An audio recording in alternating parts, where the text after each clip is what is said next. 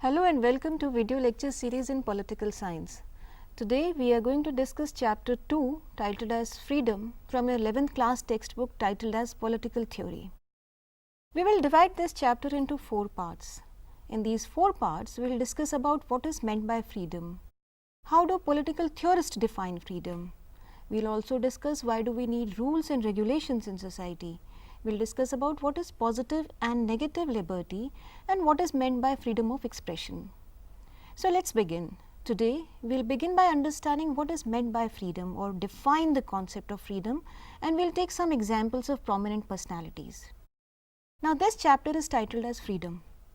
You might have come across the word freedom many times in your daily lives.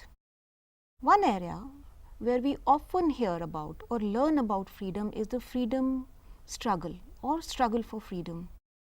What do we mean by this freedom? If we look at history, history is full of examples where people, communities, groups and nations have been dominated, they have been exploited, enslaved or controlled by dominant groups in society.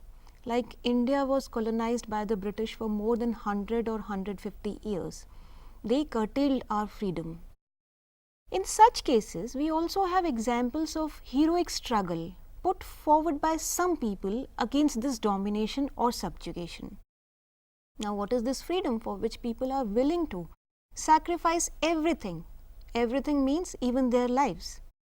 There are inspiring stories regarding the struggle for freedom. Freedom represents the desire of people to control their lives and destinies. Freedom is about having opportunity to express oneself freely. What do we mean by that? That is without any fear, constraint, through one's choices and activities. That is, I decide about my own life. Now let us take few examples of heroic struggles for freedom from our history. You are familiar with the name of Nelson Mandela. He is popularly known as Madiba. Nelson Mandela was a South African anti-apartheid revolutionary, a politician who served as President of South Africa from 1994 to 1999. Now, Nelson Mandela, while being in prison, negotiated with the South African government, the white government, and he fought for free elections in South Africa.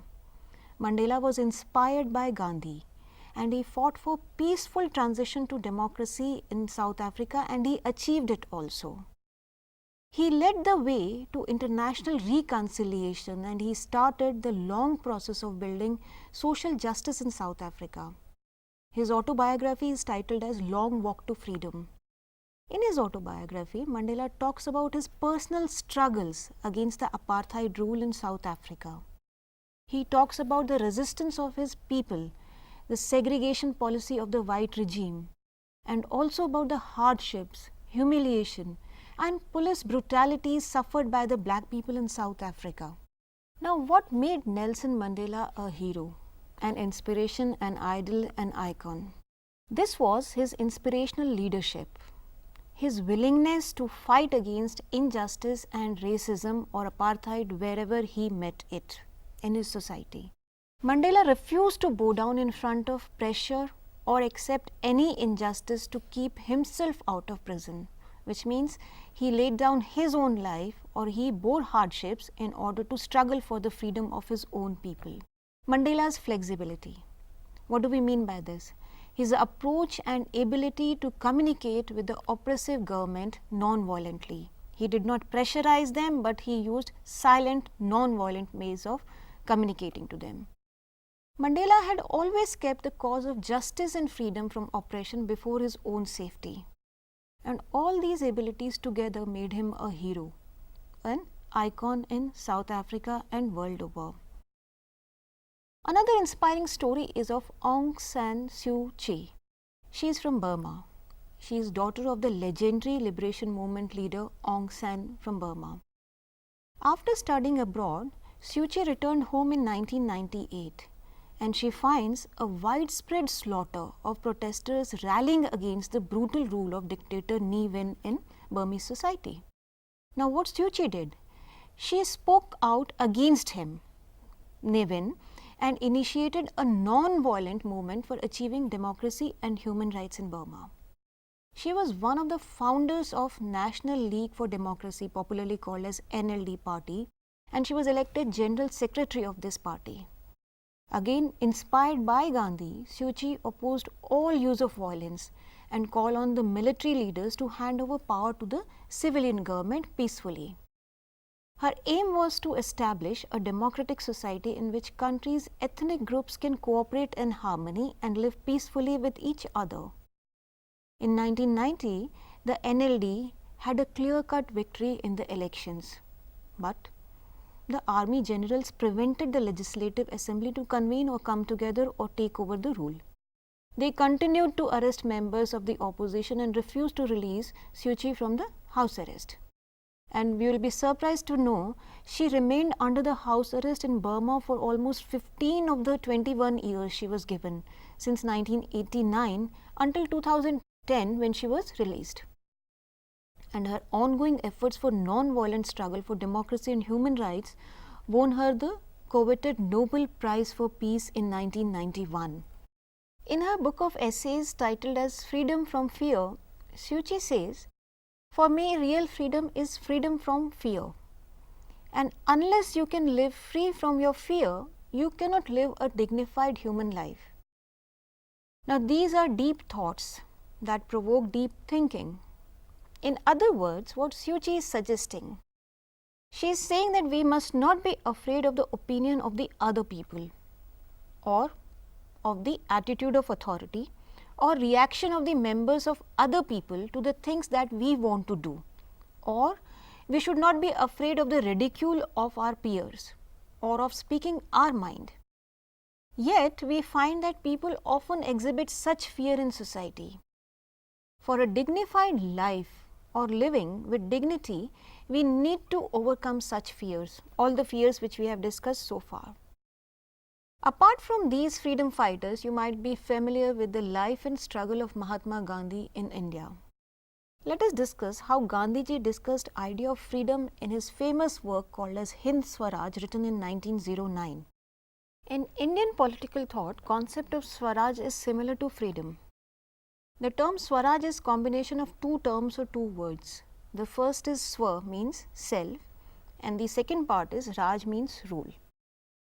And Swaraj can be understood or interpreted in two different ways. First is, it is the rule of the self, that is, we govern ourselves. And the second interpretation is the rule over the self, that is, you control yourself or your personality.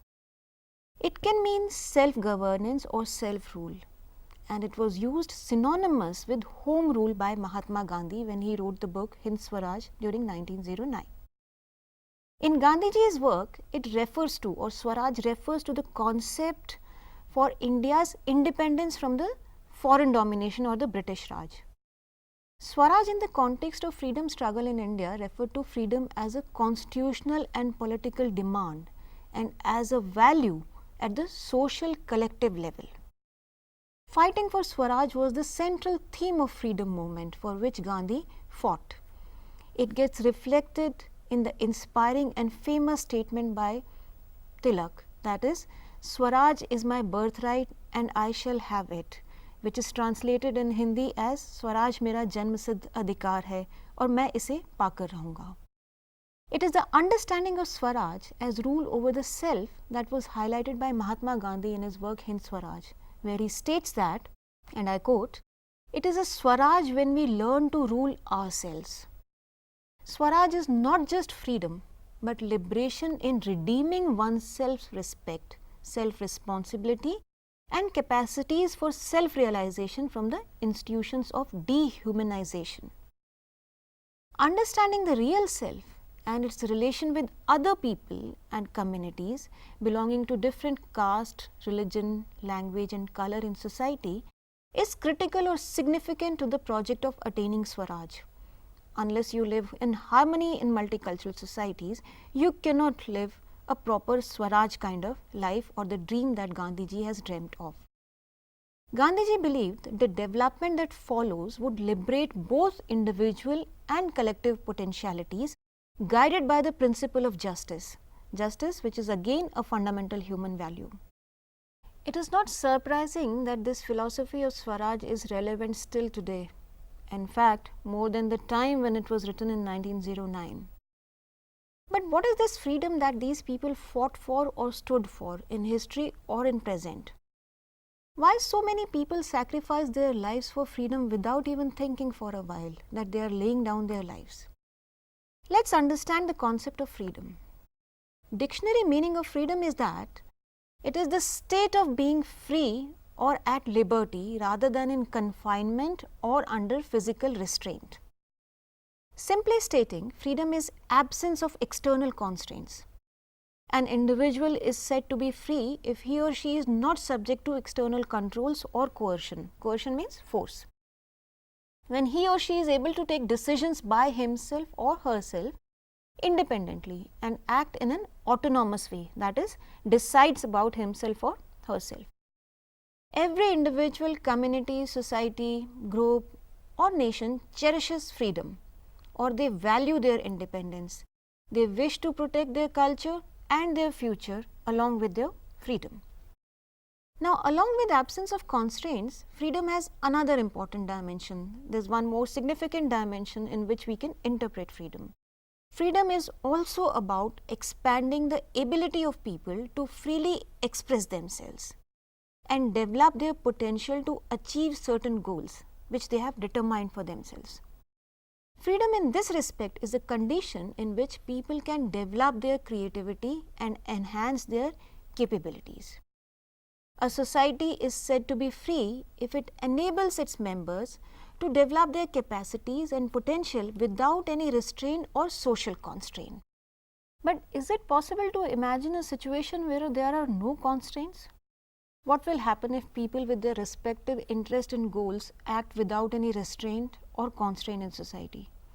There will be chaos, conflict, frictions and fight between people. The modern day complex societies, which are multicultural and diverse societies, people have wide variety of interest, ambitions and goal. And if everyone tries to achieve his or her goal without regarding the existence of the other, there will be utter chaos in society or disorder. Now, how do we avoid this disorder or chaos then?